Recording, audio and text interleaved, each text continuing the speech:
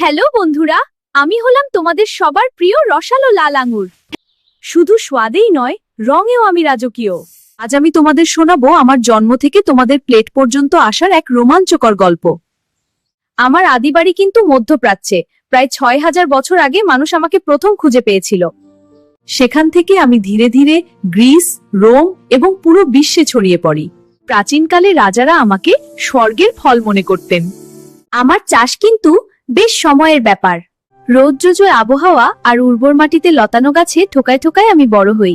যখন আমার শরীরে টকটকে লাল বা বেগুনি আভা আসে, তখন দক্ষ হাতে আমাকে বাগান থেকে তোলা হয়। এরপর ধুয়ে বাছাই করে বিশেষ কুলিং বক্সে রাখা হয়, যাতে আমি তোমাদের কাছে একদম তাজা পৌঁছাতে পারি। আমি শুধু মিষ্টি নই, আমি একটা ওষুধের খনি।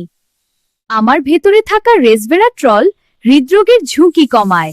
আমার অ্যান্টিঅক্সিডেন্ট চোখের দৃষ্টিশক্তি ভালো রাখে। আমি তোমাদের চেহারা বুড়িয়ে যাওয়া থেকে রক্ষা করি এবং সুন্দর রাখি। আমাকে তোমরা অনেকভাবে পাবে। কেউ সরাসরি খায়, কেউ জুস করে, আবার আমাকে শুকিয়ে মিষ্টি কিশমিশ বানানো হয়। জ্যাম, জেলি কিংবা সালাদ, সবখানেই আমার অবাধ বিচরণ। আমি শরীরের ক্ষতিকারক কোষের বিরুদ্ধে লড়াই করতে ওস্তাদ। বন্ধুরা, মনে রাখবে, কোনো কিছুই অতিরিক্ত ভালো নয়। খালি পেটে বা একবারে অনেক বেশি আঙুর খেলে পেট খারাপ বা ডায়রিয়া হতে পারে। কারো কারো আঙুরে চুলকানি বা অ্যালার্জি হতে পারে। আমার মিষ্টি রস দাঁতে লেগে থাকলে ক্যাভিটি হতে পারে, তাই খাওয়ার পর মুখ ধুয়ে ফেলবে। বড়রা দিনে 15 থেকে 20টি আঙুর খাওয়া শরীরের জন্য যথেষ্ট। বাচ্চারা 5 থেকে 10টি আঙুর তাদের জন্য আদর্শ।